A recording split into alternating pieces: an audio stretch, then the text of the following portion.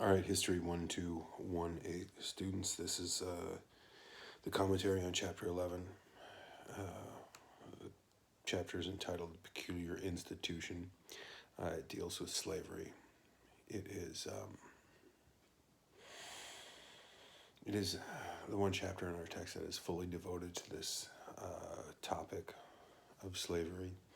And even though American history up to this point, in this course in American history up to this point, we've touched on slavery a number of times. We haven't kind of fully discussed this quote peculiar institution. So we're starting off on the chapter 11 PowerPoint, and this is slide 8 is the title slide. Slide 9 is an artist's rendering of a slave auction. Slaves obviously were sold everywhere in the United States, everywhere in the southern states of the United States. After 1808, when the international slave trade was ended in the United States, it set off a massive internal domestic slave trade that reached far and wide across the southern half of the United States. A child in the painting, you see a child that clings to her mother.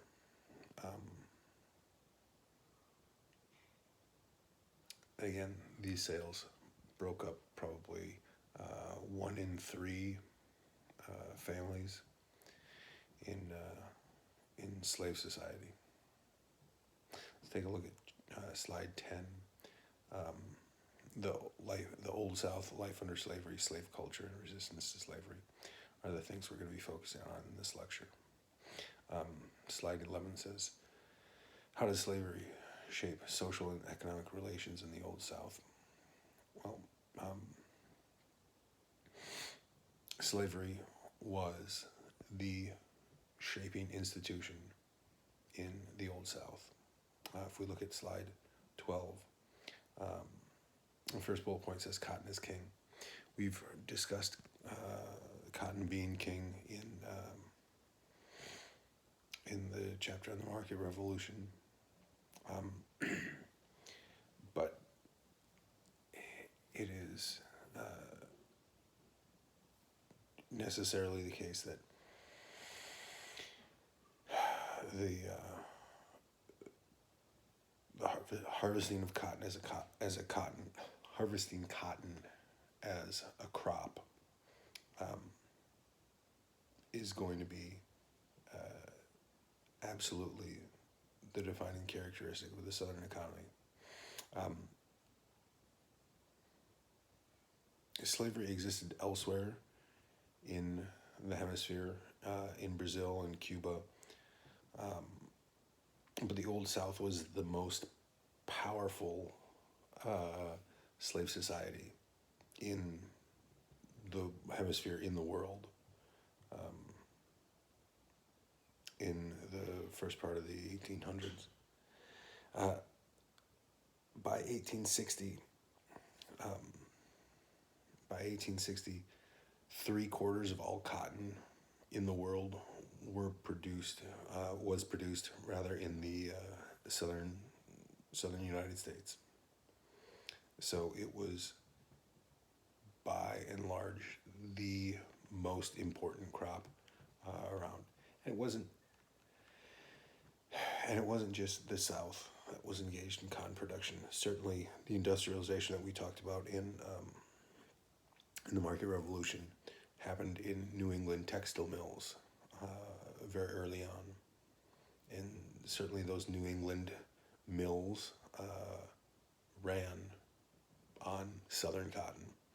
And that Southern cotton was woven into fabric in those mills. All that money flowed into the Northeast and into those industrial marketplaces because of cotton from the southern United States.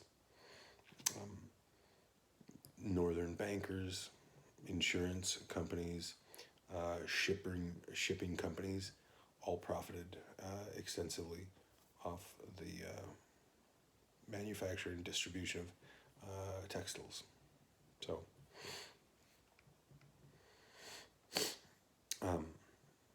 the second point says the second Middle Passage.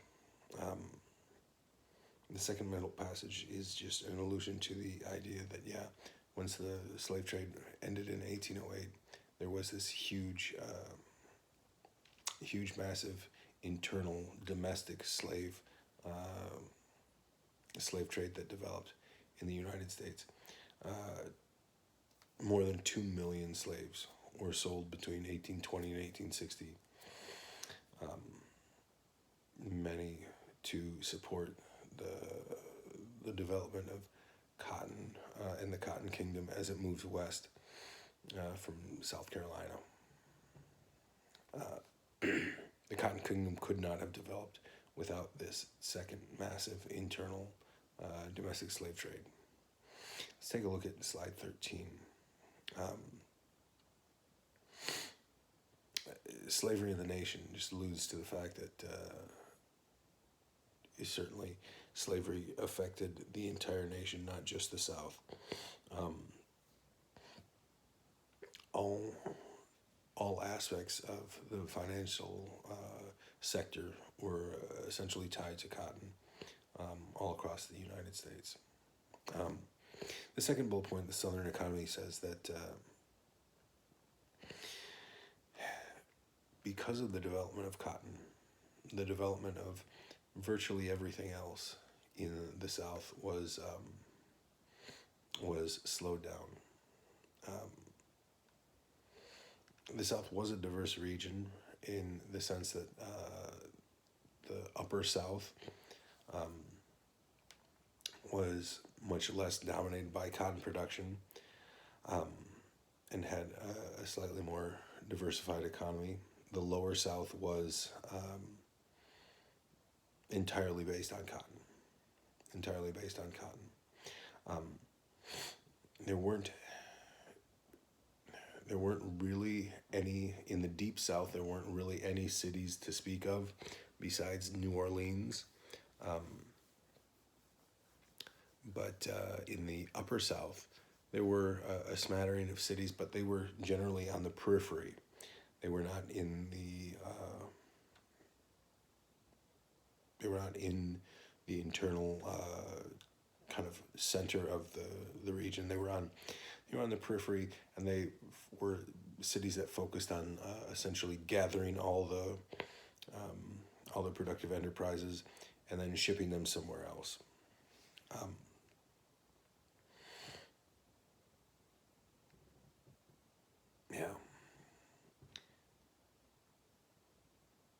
Yeah.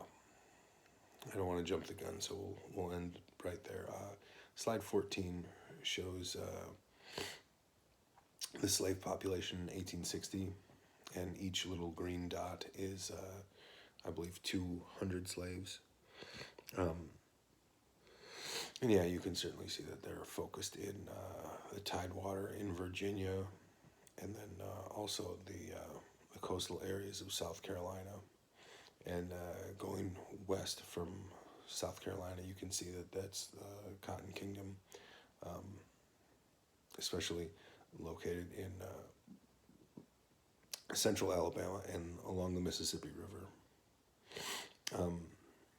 Slide 15 talks about the growth of the slave population from 1790 to 1860. On 1790, you can see that there was about 700,000 slaves in the United States. By 1860, there's close to 4 million. And after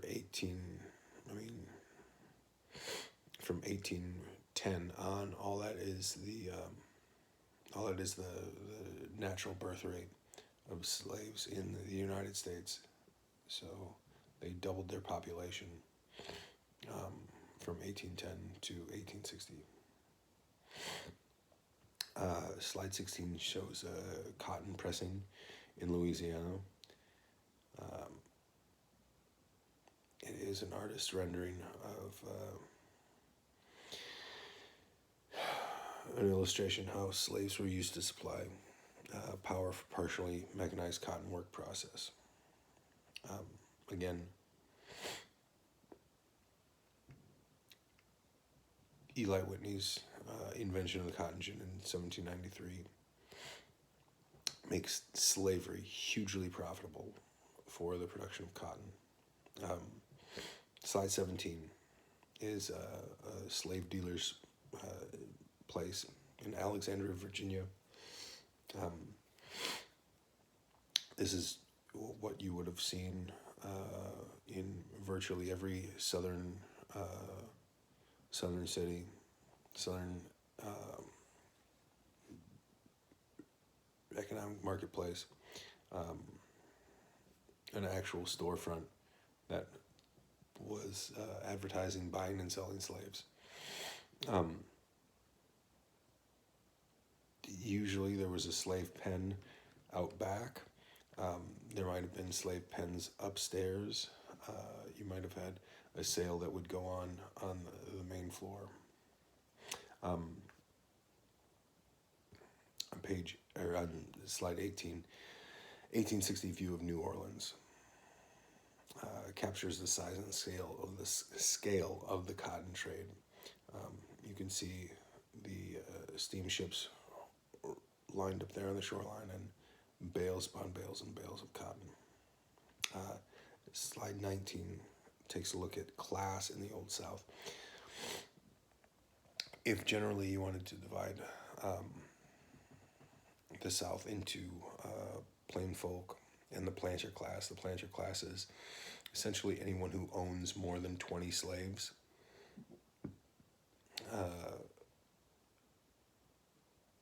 The plain folk are going to be the vast majority of, in only South Carolina was a majority of the white population going to be slaveholders. In every other southern state, the majority of white citizens were not slave owners. Most of them were going to be small farmers. Majority of southern white families owned no slaves. Most were going to be small farmers. Every once in a while, these small farmers would go ahead and hire a slave from a nearby plantation, but most often they just worked the land with their family. No slaves, no wage workers. Most of these farms were going to be completely self-sufficient, engaged in a lot of production, a lot of home production of goods, because there were just not a lot of markets, not a lot of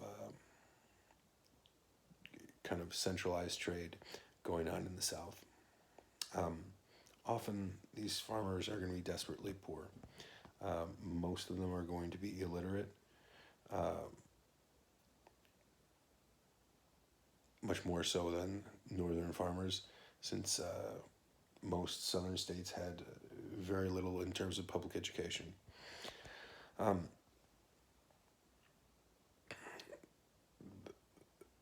There was very, very little kind of opportunity for wage work in the South in terms of factories and stuff, because there just wasn't that industrialization happening. But as much as the plain folks of the South did see themselves as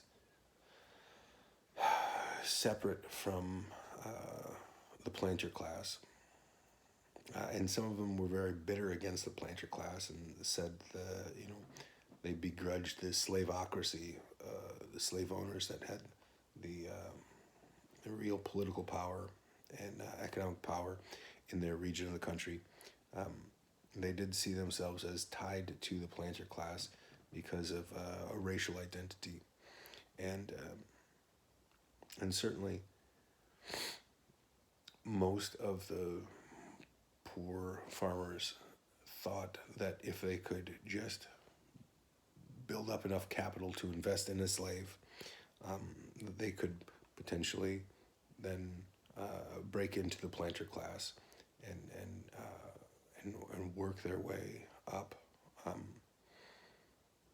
the socioeconomic ladder by acquiring more slaves and acquiring more land and making those kinds of investments. So even though they were outside of the planter class, and a lot of them disdained the planter class, you had a kind of a buy-in to the system of the way to get ahead was to acquire slaves and acquire land. Let's talk about the planter class for a minute. Point number 2. There is a breakdown on slide 20 that shows the number of slaves owned per household, or the number of slaves owned per slavehold. So if a farmer owns slaves, how many slaves do they own? Well, the number of slaveholders that owned just one slave was 68,000 in 1850. 2 to 4 was the most represented kind of size of a slavehold. 105,000 slaveholders owned 2 to 4 slaves. It shrunk as you got more slaves. It obviously shrunk very, very quickly. By the time you got between 20 and 50, there was 30,000 slaves, 30,000 people in the South who owned between 20 and 50 slaves, and over 50, between 50 and 100, there was 6,000. In terms of the huge slave populations on plantations, where there was more than 200 slaves on a plantation, only going to be 250 people in the entire United States that owned more than 200 slaves. So certainly the planter class, I think a lot of people get the misconception when thinking about the South and the Old South that the planter class was the majority of people. It definitely was not. And that most people in the United States, most people, white Americans in the United States, did not own slaves, even if they found themselves living in a slave society. Planter class was really quite small. But the planter class had the access to the best farmland. They had the access to the most political power, and they really held sway and influence over most of the social institutions in the South.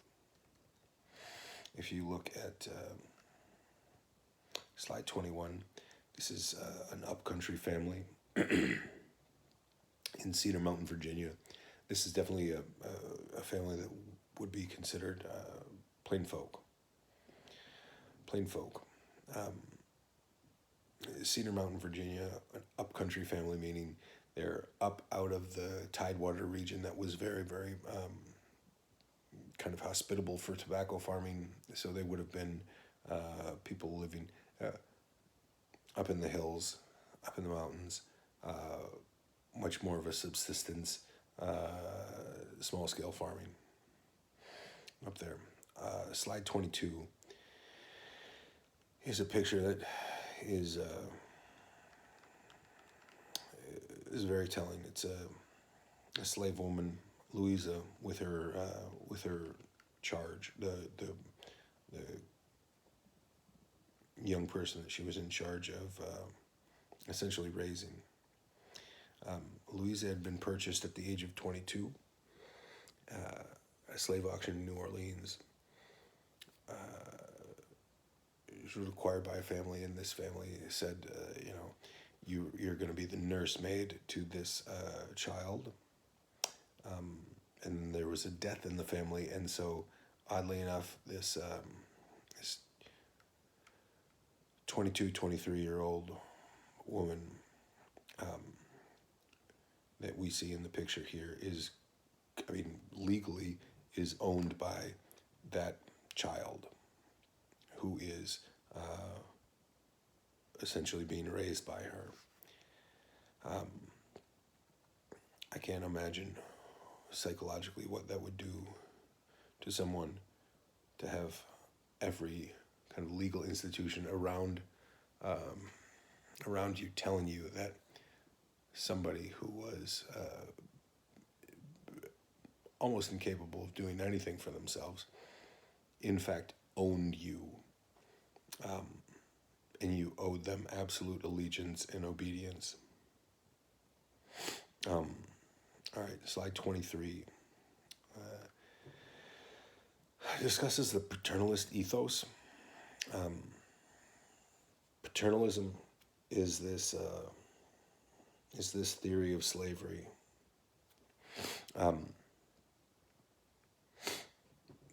that was used by a lot of Southern slaveholders to kind of justify and mask slavery at the same time. The justification came because slaveholders would say, listen, I'm like a father figure. Sure, I hold slaves, but I take care of them. They're my dependents, the same way that,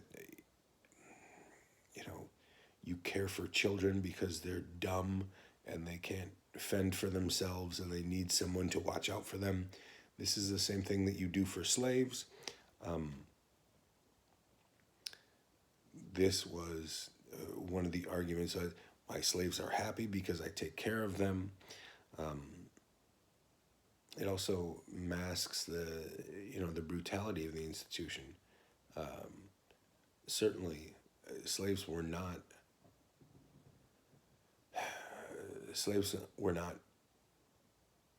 completely going along with the institution of slavery. They were resisting in manifold ways. So we know that almost every slave was actively resisting the institution of slavery that they were a part of, because certainly all of it was based on extreme violence, even when extreme violence wasn't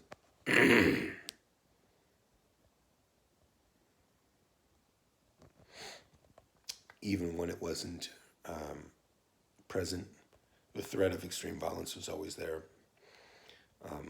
And certainly to say that, my slaves are part of my family and that I take care of them and I'm kind of a parental figure to them, certainly betrays the idea of using the threat of a sale to break up a family, which was essentially the most serious threat that an owner could make to a slave, was that, if you disobeyed, if you didn't do a good job, that their family would be sold.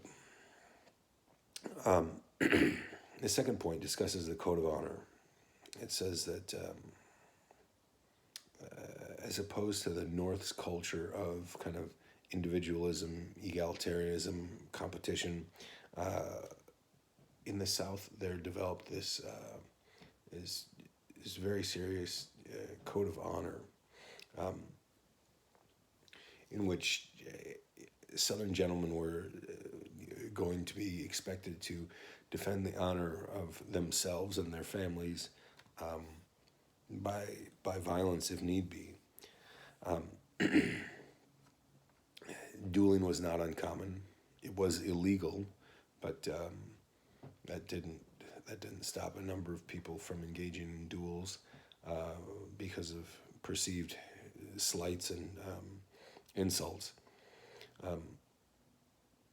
And whereas the cult of domesticity was prevalent in both the North and the South really, really ramped it up. And so women in the South were very, very seldom to be engaged in economic activity outside the household, and the South kind of built up this expectation that womanly virtue was tied to being the most frail and the most dependent, and therefore, if your wife was really virtuous, if your woman was really virtuous, she needed to be defended even more so, hyper vigilantly. So this code of honor also worked to keep kind of female white Southerners in a very serious gendered role, tightly controlled by their husbands. Let's take a look at slide 24. Slide 24 shows the size of slave holdings in 1860. So in various shades of green, they say the average number of slaves per slave holding in 1860. So you can see that the darker green areas are areas that have larger, what you would call plantations, pretty much. The greenest areas obviously are around the Mississippi River, the cotton plantations on the banks of the Mississippi River, and the through central Alabama and in South Carolina, where there were the greenest areas were slave holdings with 20 or more slaves. This was the Cotton Kingdom. This was the Cotton Kingdom from South Carolina. South Carolina grew a fair bit of rice. The coastal areas of South Carolina did engage in quite a bit of rice production, but essentially, other than that, the main crop was definitely cotton. On slide 25, we've got Norman's chart of the lower Mississippi River. Shows that the holdings,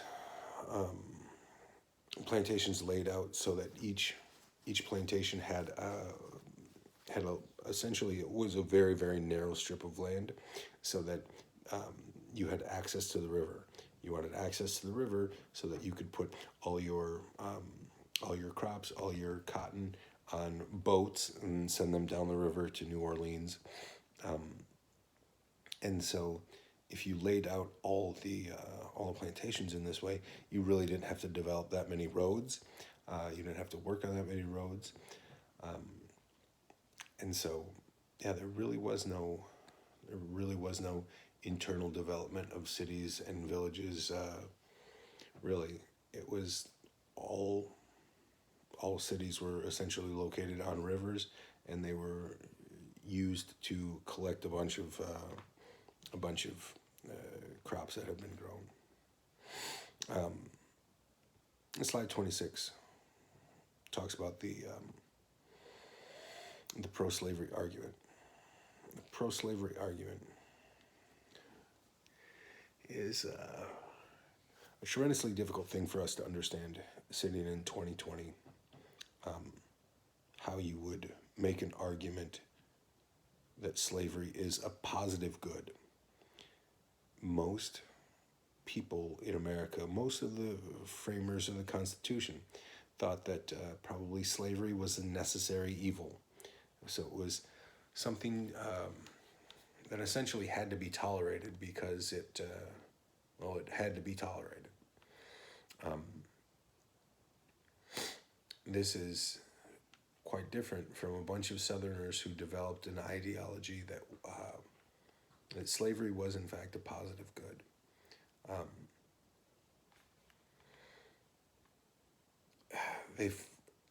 They framed the argument in a couple of different ways.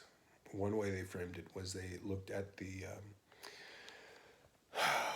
Bible and at Christian theology, and looked at the Bible and said,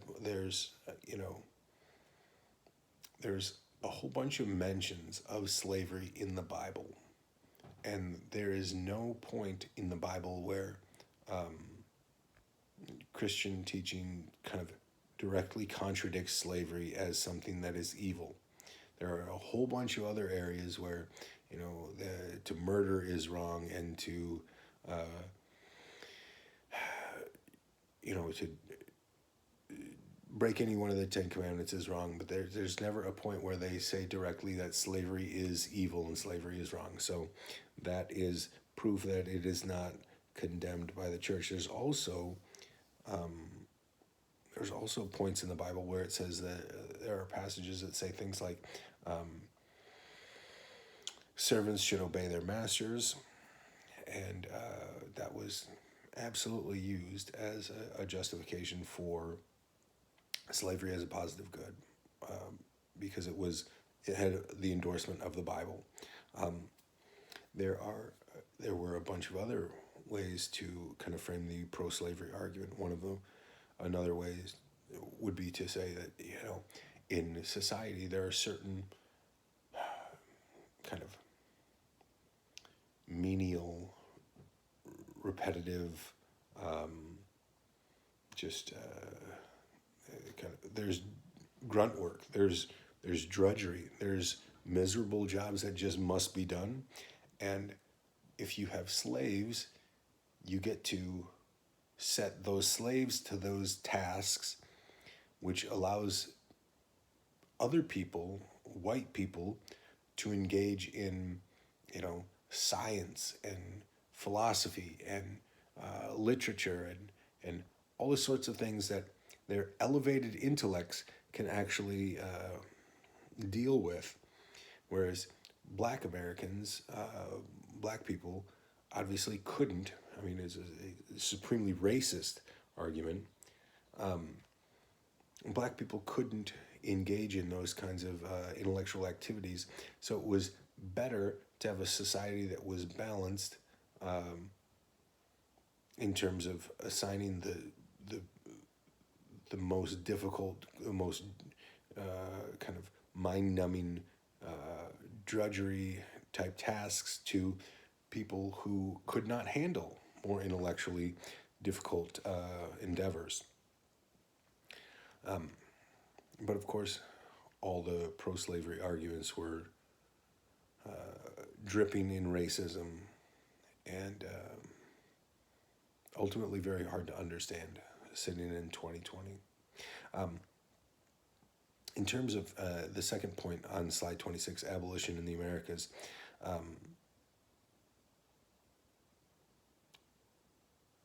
there were a number of times when the South considered some kind of abolition. Virginia, in the wake of a slave revolt, is going to consider maybe giving up the peculiar institution. At every juncture, they work to take away. They work to take away any path to freedom. And after thinking about it, they decide that they can't get away from slavery. By 1850, slavery had been abolished in most other countries. The only other countries that had it in the Western Hemisphere: Cuba, Puerto Rico, Brazil, and the United States. And really, by that time, 1860, there was more slaves in the United States than there had been at any other time. And there were more slaves in the United States by far than other places.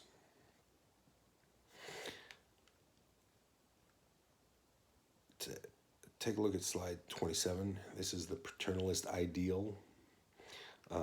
In the foreground, the slave says, "God bless you, massa.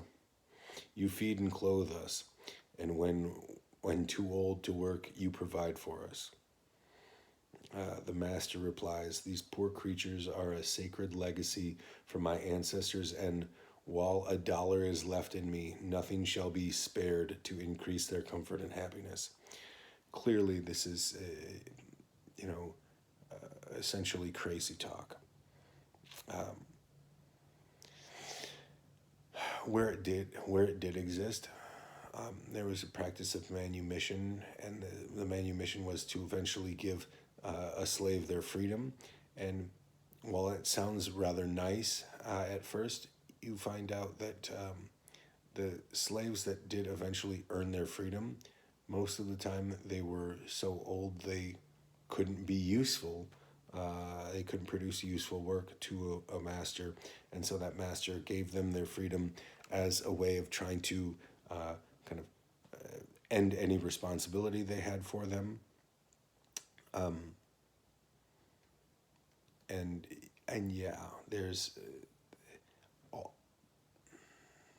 although compared to some other slaves in other parts of the world, the diet and the kind of health and lifespan of slaves in the Old South was was better. Again, the entire system was based on unmitigated physical violence. So it's obviously propaganda to have this paternalist ideal mythology put forward. On slide 28, celebration of emancipation in the British Empire. A plate manufactured in England to celebrate the emancipation of the British Empire. In 1833, the British Empire said, you know what, we're going to transition to we're gonna emancipate. We're going to transition to it. We're going to have this period of apprenticeship, but it was such a bad deal. There was so much tension, and there was so much controversy. They sped it up and said, you know what, we're gonna go ahead and declare everybody to be free in 1838. And so certainly they beat us to the punch by decades in terms of emancipating slaves. On slide 29, it talks about true inheritors. Many of the white Southerners in the slave states thought that they were the true inheritors of the legacy of the American Revolution. If you remember the American Revolution, during the American Revolution, a bunch of Americans used the rhetoric of the British are trying to enslave us. The British are trying to enslave us.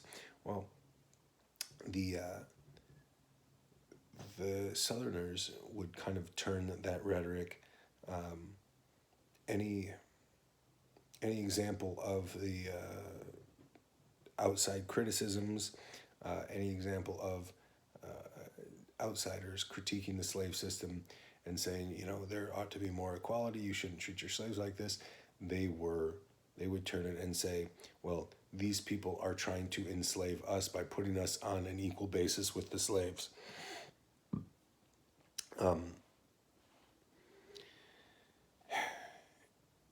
By the 1830s, there were some people that were actively writing that liberty, equality, and democracy were not necessarily a good thing because they were defending slavery so vociferously.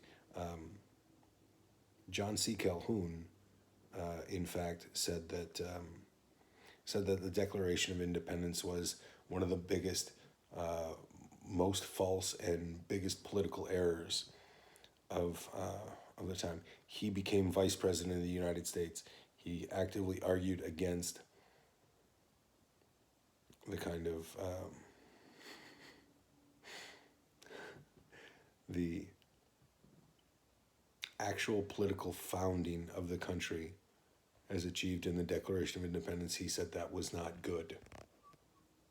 That was not good, not a good basis for the foundation of a nation. Yeah. Um, the second the second bullet point, slavery and civilization. It just goes to say that there were a number of people in the South who said that slavery had been part of building up any civilization that you cared to look at over the course of human history. Anytime there was civilization, you absolutely had slavery going along hand in glove. So slavery couldn't have been bad. Slavery was the basis for civilization. Slide number 30 says, what were the legal and material constraints on slaves' lives and work?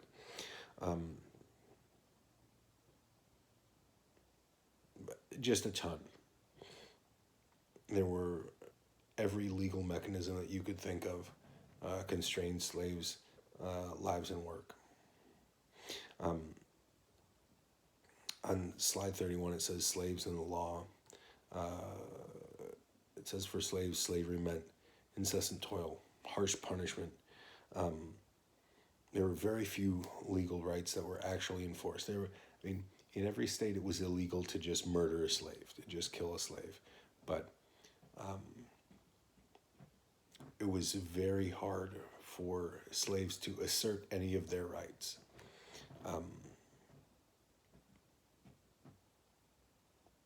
Because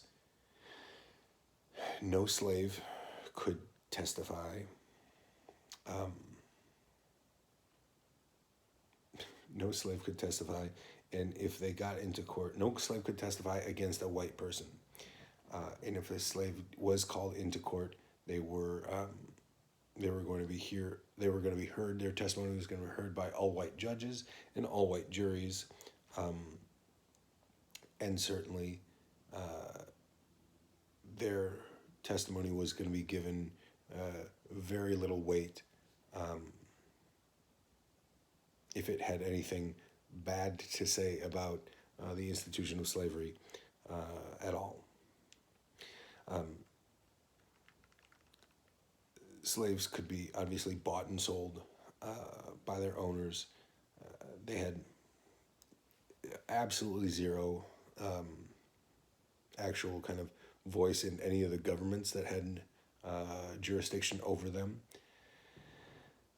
They couldn't hold meetings apart from whites.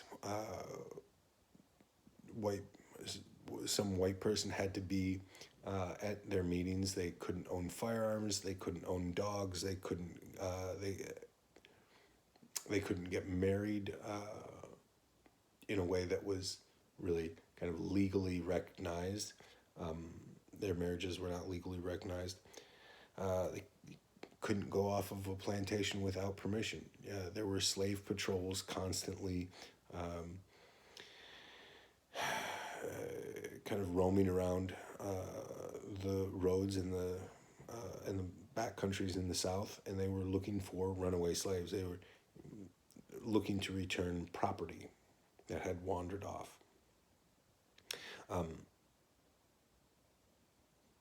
The second bullet point, conditions of slave life.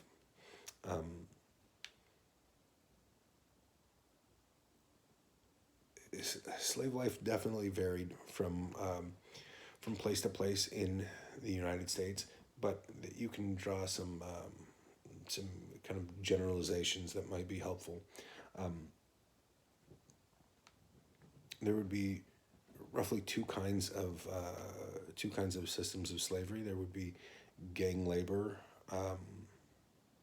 and there would be gang labor, and there would be the task system. The task system, a bunch of slaves would get a certain task to complete, and once those slaves were done completing the task, the rest of the day could be theirs. Some slaves were allowed to hire themselves out and work for wages on other people's farms. Most slaves were allowed to have a little garden plot, a little garden where they could raise some food and some vegetables to kind of supplement their diet. but by and large, most slaves' lives consisted of working from sun up to sundown. Um, Again, I mentioned this earlier. It's compared to slaves in the West Indies and Brazil. Most American slaves had probably a better diet, probably had better health, and potentially a longer lifespan. But there were also there was also just an absolute kind of a clamp down on any sort of notions that you might be able to get yourself free at some point. On slide 32, in the eyes of the law, there's a poster advertising a raffle of a horse and a mulatto slave girl. And they are absolutely equivalents. So you could get a horse or a person. And certainly it was just seen as property exchanging hands. On 33, these are metal shackles that could have been used as a form of punishment for slaves to be shackled. Slaves that were, known to be more difficult, known to be liable to run away, sometimes be shackled, so that it would be very easy to get control of them. On slide 34, it's a picture of a female slave drying cotton on a plantation in South Carolina. Slide 35 has slave cabins, probably photographed in the 1850s outside of a South Carolina plantation. You can see that there's row after row after row of many cabins in a row occupied by these slaves who had brought furniture out to kind of be included in the picture. Regions of the South. In terms of the first bullet point, free blacks in the Old South. Certainly, there were free blacks in both the Upper South and the Lower South. Most free blacks were in the Upper South, and even though you were free, certainly slavery curtailed a number of your rights.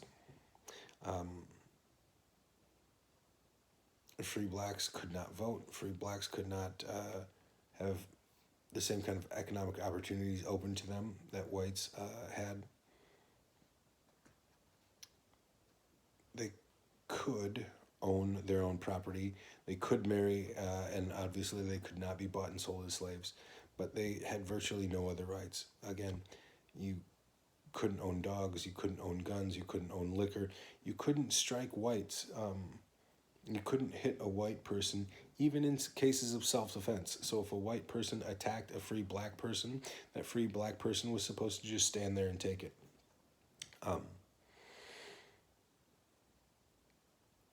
The racism that was the underpinning of the slave system did not end, was not confined to just the slaves. Obviously, the racism that was the underpinning of that whole system was meted out onto free blacks as well.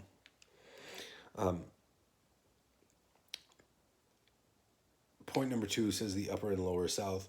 By 1860, very few free blacks existed in the lower South. The free blacks that did exist in the lower South were, essentially in New Orleans. In New Orleans, and maybe a few other cities like Charleston, coastal cities, large cities. In the upper South, where most free blacks lived, they established churches and schools, and they most worked as wage earners. Worked as wage earners. Although there were certainly some examples of a number of free black Americans that became very wealthy indeed, and even some examples of free blacks engaging in the plantation system and owning slaves themselves. If you look at slide 37, this is the distribution of free blacks in the 1860s. 1860, there was about 500,000 free blacks in the United States, and the majority of them lived in the slave states.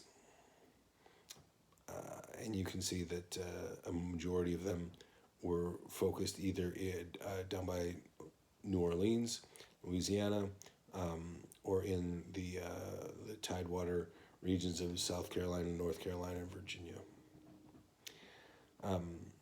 38, slide 38, gives a kind of a numbers breakdown of the free black population in 1860 on the eve of the Civil War. Regions, the North, the South, the Upper South, the Lower South, and then the states. So, we've already talked about on 39 the slave labor and gang labor and task labor to a large extent. Slave labor was, again, varied a lot from locale to locale, but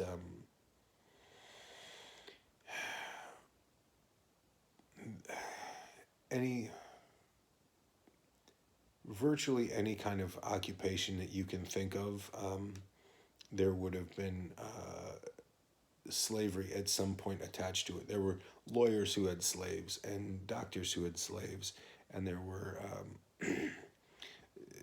certainly household servants that were slaves, and there were kids who went off to college and had slaves in college while they were college students, if you can believe that. That would have been a very, very wealthy family, for sure. But, it existed.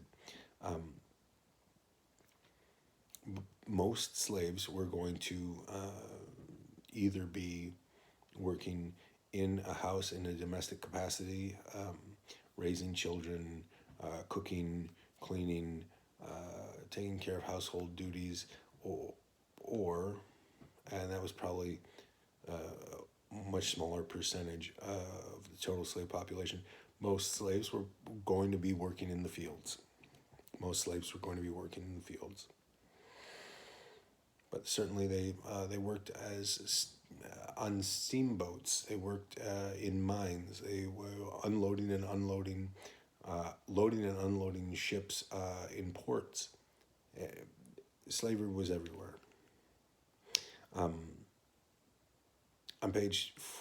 slide 40 rather, it's talking about the major crops grown in the South, and you can see that there's a couple of little black symbols that represent hemp, but then there's cotton, rice, sugarcane, and tobacco. And you can see that other than just the cane fields right around southern Louisiana, pretty much the biggest swath of the South was comprised of the Cotton Kingdom. You can see a little bit of the the rice along the South Carolina and Georgia coasts, and then tobacco up through the upper South, certainly. Slide number 41 says it's an ever-present part of Southern daily life, just illustrating how slaves were, again, completely ubiquitous. And slaves would be oftentimes in charge of taking care of kids. 1826 portrait of 5 children of Commodore John Daniels, a wealthy Baltimore ship owner. A young slave lies on the floor at their side, holding soap for a game of blowing bubbles. Another slave just kind of hovers in the background. Yeah, slaves were in every aspect of life, at least in the South. At least in the South, it was completely ubiquitous. 42. Under the watchful eye of the overseer is there's a couple of slaves in this undated photograph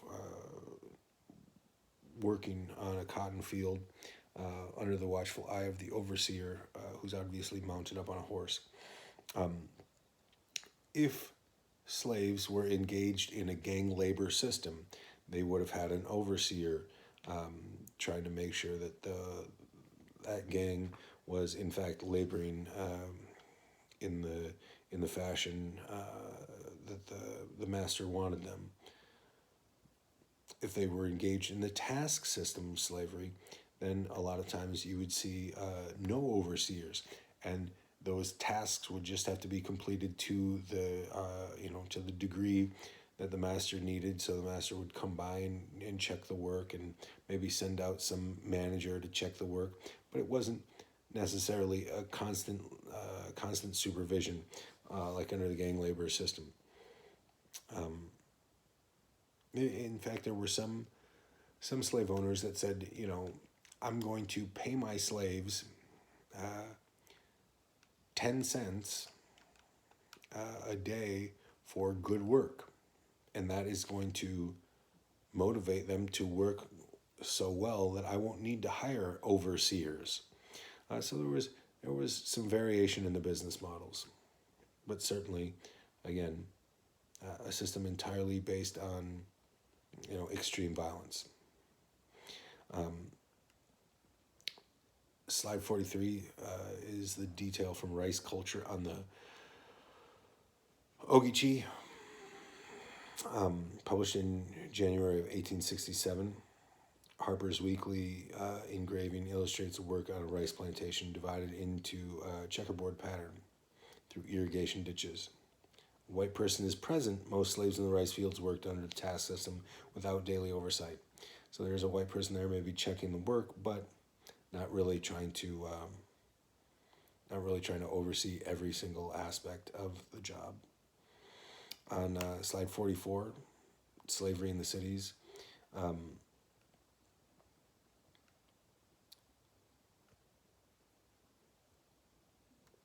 Slaves in the fields probably had the harshest conditions to deal with.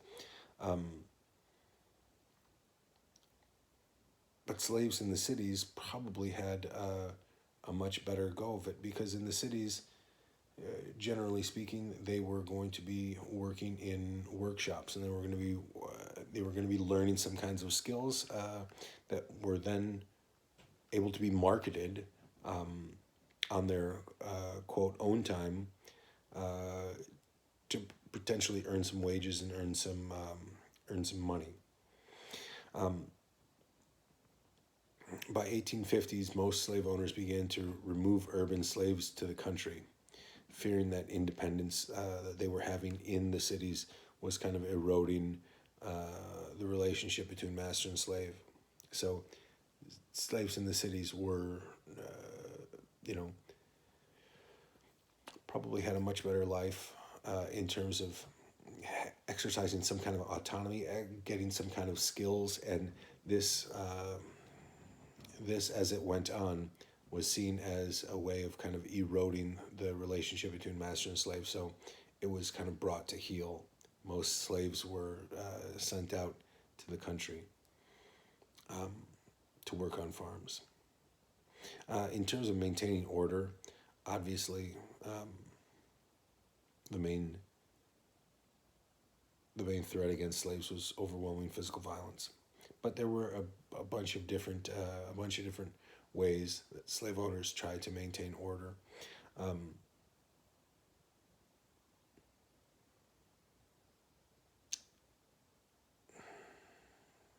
Yeah, you can read that in the text. It's pretty terrible. Ultimate violence for any level of infraction. There was an anecdote where one slave was whipped for not bringing milk to a master who was drinking coffee, forgetting to bring milk with the master's coffee. So, yeah. And when people contemplate whipping in 2020, it's most people have never seen someone get whipped. I certainly haven't seen someone in real life get whipped, but I've read enough historical accounts of it. To be whipped was to, every time the whip lands across your back, it's opening up your flesh. It's cutting you across your back. Bruising, swelling, and ultimately lacerations across one's back are going to happen. And to think that this was a constant threat, if you forgot to bring somebody's milk with their coffee, you might have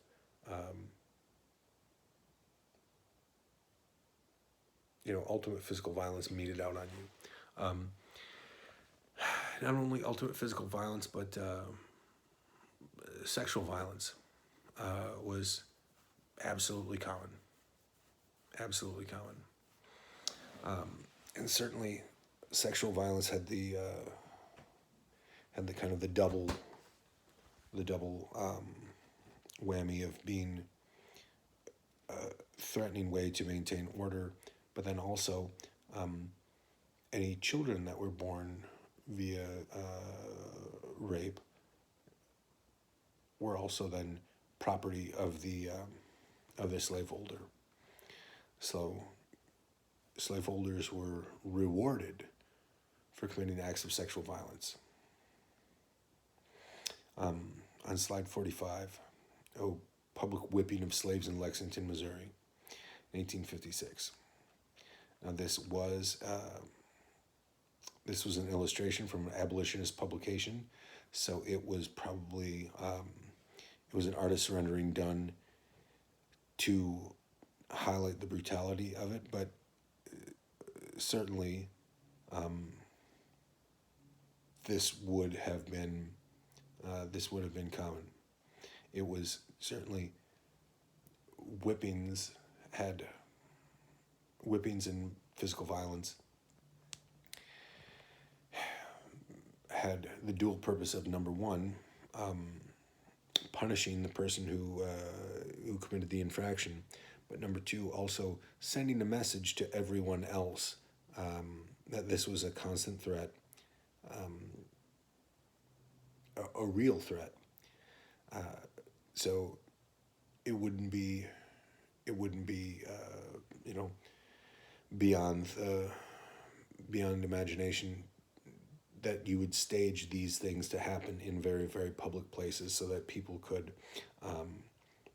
watch, and other people could bring their slaves and watch these whippings happen, so that everyone in the community knew that this is what happened if you stepped out of line. On slide 46 it says, how did family, gender, religion, and values combine to create distinct slave cultures in the Old South? Well, clearly, uh, these things all combine to create unique slave culture in the South. Um, and we'll talk about how that kind of culture developed. Um, Slide 47, uh, talking about family and sale. Um, we've talked about, I've commented on this a number of times already, but in terms of the slave family was certainly at the heart of any kind of culture in slave communities. The heart of that was a slave family. Um,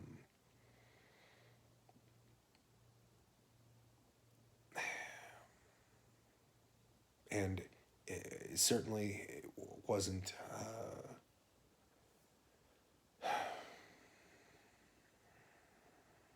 certainly wasn't a family that was recognized uh, in terms of a legal marriage, um,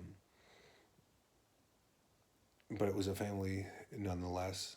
Uh, Most slaves wanted to do. I mean, would work very hard and would do as much as they possibly could to keep that family together. That family was a very, very important aspect um, of their lives. Uh, there was an equal ratio between male and female slaves in America, which made these familial relations possible. Whereas in other slave cultures, where in the West Indies most slaves were men, I mean, this family structure was completely untenable there. Um, Families typically had two parents, um, but most often males were sold away from their families, so it disproportionately created a number of families that were headed by females. The threat of sale was always present, and certainly, I mean, even if you were a slave that felt you had a good relationship with your owner, your master, you felt like they had made some promises to you, made some representations to you. If that owner died, and suddenly their brother from two counties over suddenly owned you,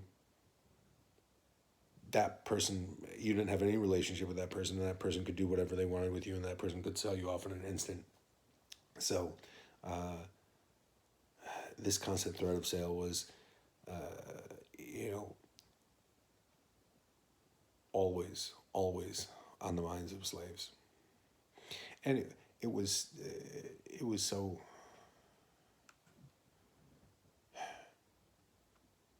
I mean, it could happen so suddenly that there was really nothing you could do about it. You might you might go out to work in the morning, and then be sold while you were working, and then just be on another plantation by evening with no way to say goodbye or fight against it or do anything. On slide 48, this is the kitchen ball at White Sulphur Springs. Fashionably dressed domestic slaves celebrate the wedding of a couple, dressed in white at the center. Um, yeah. 49, this is a broadside advertising the public sale of slaves along with horses, mules, and cattle after the death of their owner. Again, if, no matter what your relationship was with your owner, if that owner died, instantly your entire life could be completely upended. On slide 50, it it addresses gender roles and religion. Gender roles in slave society were very different because obviously um, you had the inability of people to decide how their labor should be kind of divided up in terms of working outside the home, working inside the home, working at this task versus that task. Um, so certainly gender roles were kind of obliterated in the slave community. Everybody was going to work at whatever the master decided that they were going to work at. Um,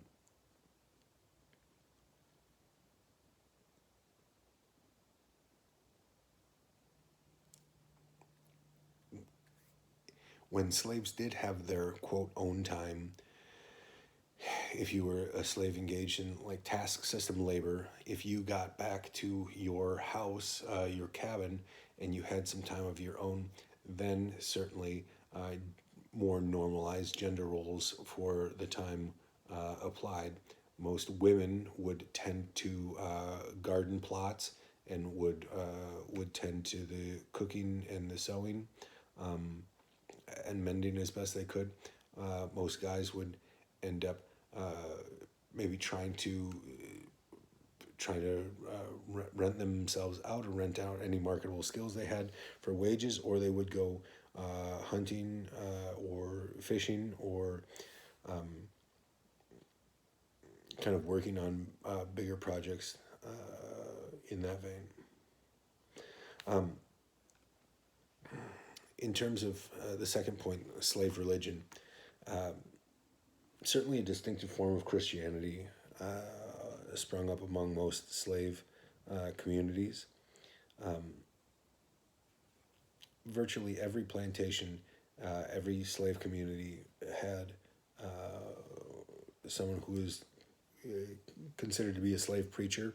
Um, Most of the time, those slave preachers had no formal education, but they had some rhetorical abilities for certain, and probably a very good knowledge of the Bible, generally from their own independent study. And so you had slave preachers that were preaching a gospel of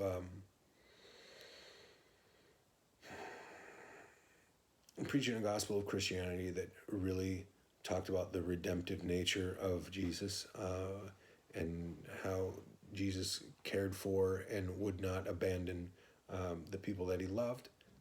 Certainly, there was a strong identification between slaves and the enslaved Israelites.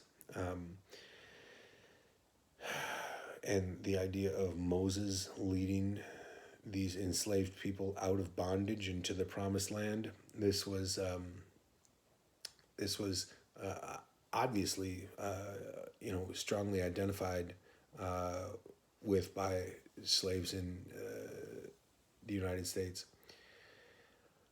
They also strongly identified with all sorts of biblical characters, Christian characters that had overcome serious amounts of adversity.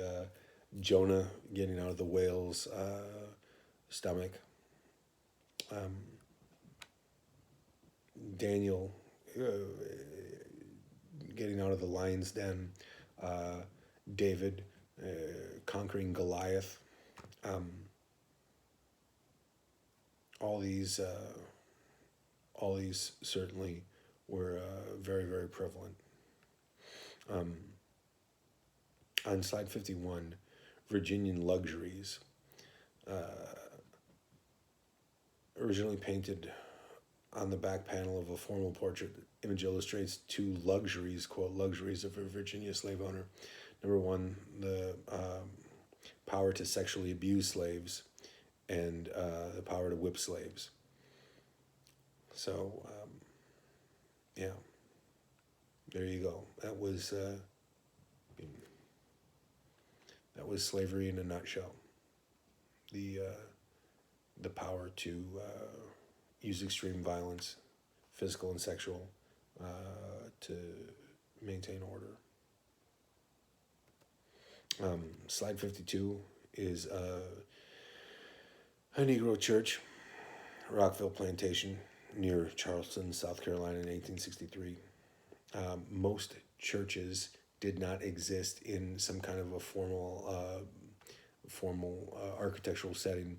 Most churches occurred gatherings under a tree, gatherings in somebody's slave cabin. And if you really wanted to try to get away from white people, you would go maybe sneak off into the woods as far as you could dare to go. Slide 53 talks about the desire for liberty. Every slave absolutely desired liberty. Even though they knew, most slaves knew it was probably out of their control, out of their ability to fight directly against and confront directly their the conditions of their slavery. It did not stymie their desire for freedom.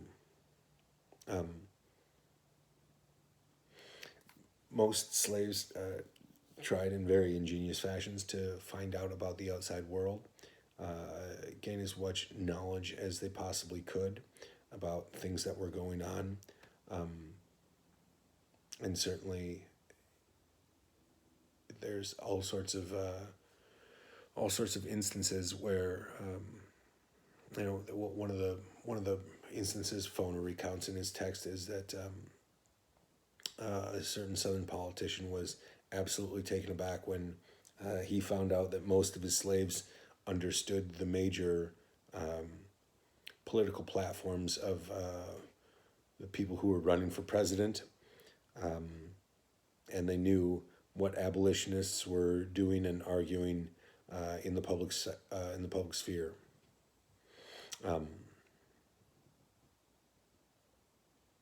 And certainly,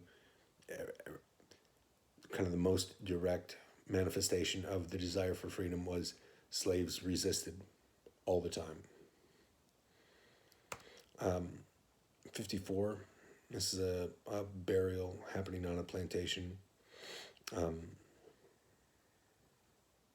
And certainly you can see that this would have been a big social event. This would have been a big religiously important event. Most plantations of any size did have a slave cemetery where these would take place.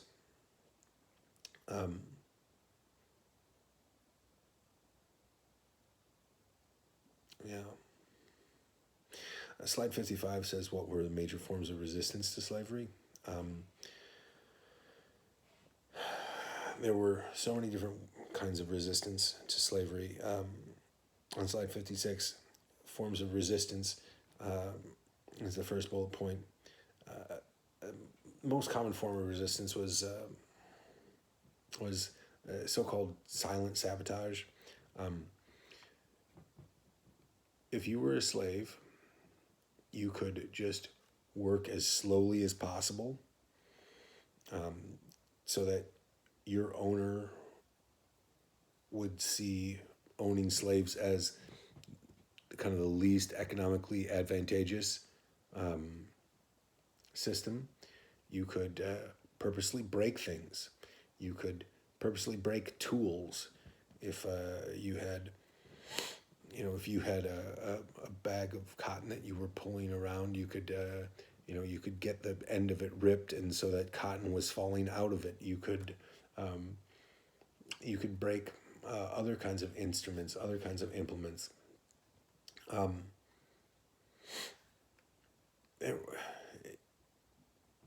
Very, very infrequent would be kind of more direct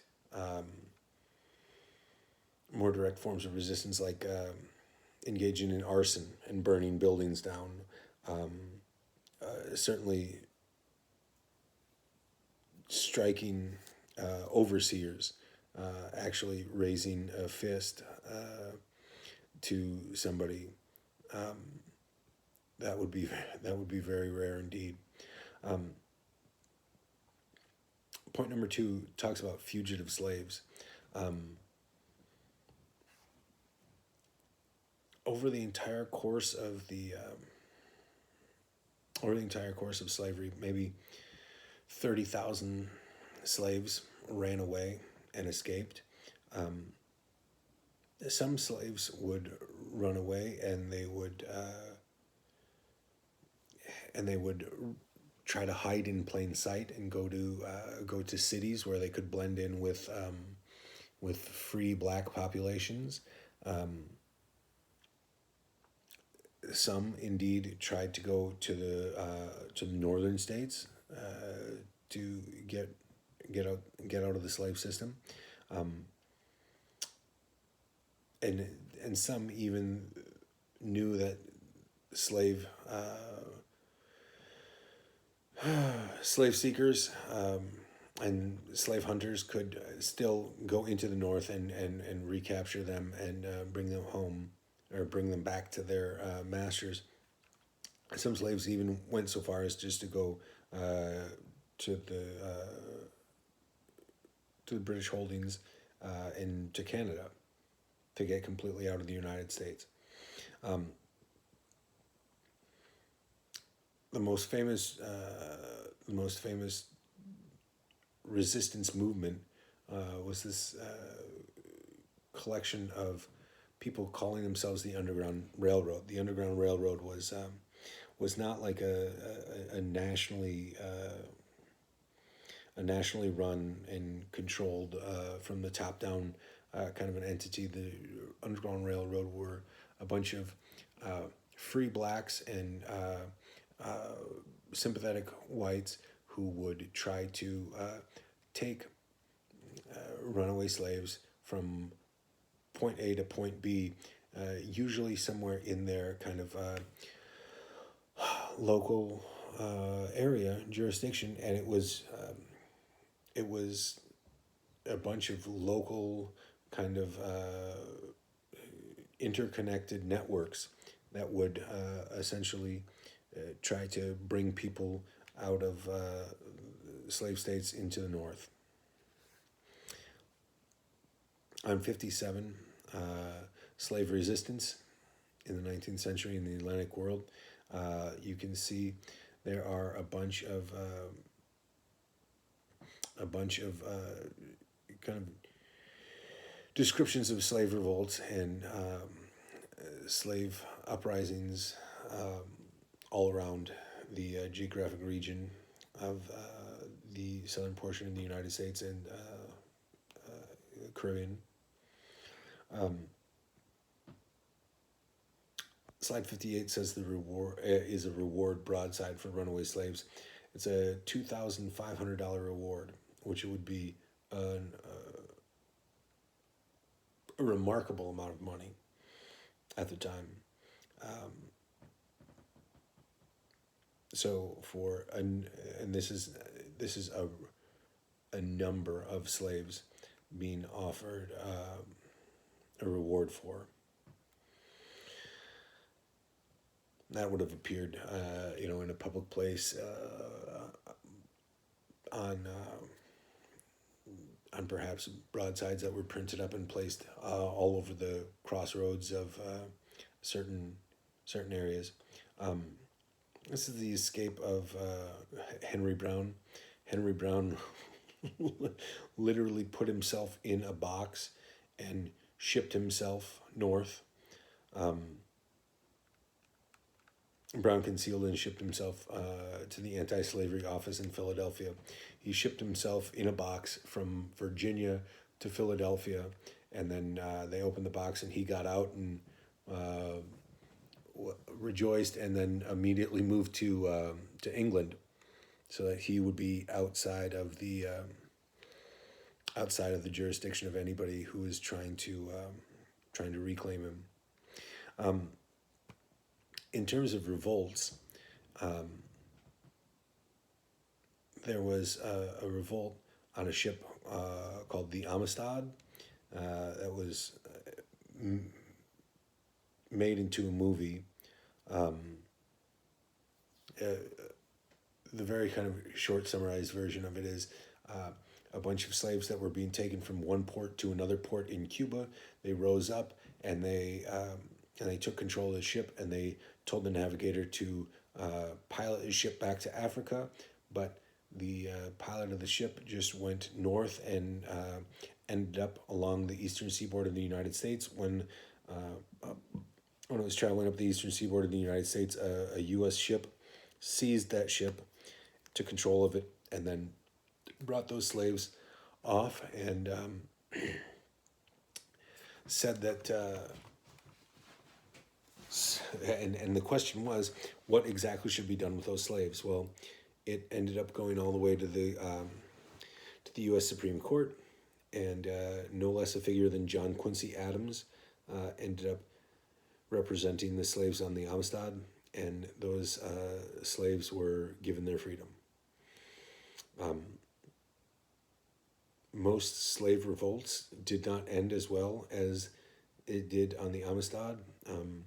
There were a number of slave revolts that took place in the United States, and they are kind of point by point examples of the kind of the three biggest slave revolts in the United States are outlined in your textbook. So I'm not going to make a bunch of comments, just to say that those slave revolts often had the counter